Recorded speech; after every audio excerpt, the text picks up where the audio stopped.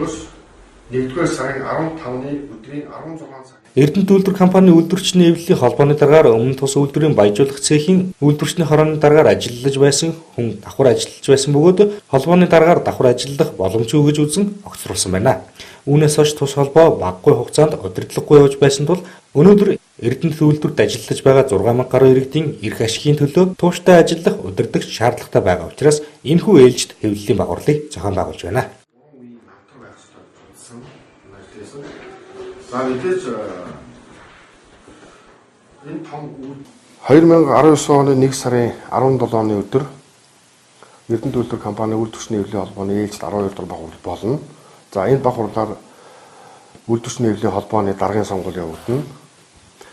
Үйлдвэрчний эвлэлийн холбооны даргын сонгуул явагдахтай холбогдуулаад бид нар бас өөрийн холбооны дүрмийн хүрээнд бас нэг холбооны дараагт нэр дэвших улсууд ямар шаардлага хангасан байх ёстой, ямар материал бүрдүүлсэн байх ёстой гэсэн шаардлагыг одоо журмыг батлаад ингээ олон төрөх гэж байгаа.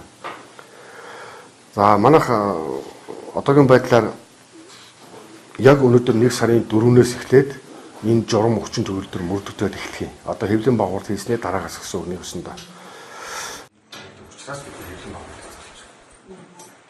Эрдэнэт үйлдвэр компани үйлдвэрчдийн эвлэлийн хорооны дарга сонгуульд нэр дэвшигчдийг 2019 оны 1-р сарын 4-өөс 15-ны өдрийн 16 цаг хүртэл ажлын өдрүүдэд бүртгэх бөгөөд тус сонгуульд заавал Эрдэнэт үйлдвэрийн ажилтан гэхгүй дээрх 50 дахь шаардлагад тэнцсэн хэн бүхэн материалаа бүрдүүлэх боломжтой юм а. Нэр дэвшигч албан ёсоор бүртгүүлж нэр дэвшигчийн өмнөх авсан өдрөөс эхлэн өөрийн тань мэдүүлэх сурталчилгаа хийх их үүсвэр нь нэгдэх юм а. Хэрв нэр дэвшигчийн бүртгэх хугацаа өнгөрсөн дараа эсвэл баг хурал ихсэн тохиолдолд заавнаас нэр дэвшүүлэх боломжтой тул нэр дэвших иргэдийг дээрх заасан хугацаанд амжиж бүрдүүлэхийг сануулж байна.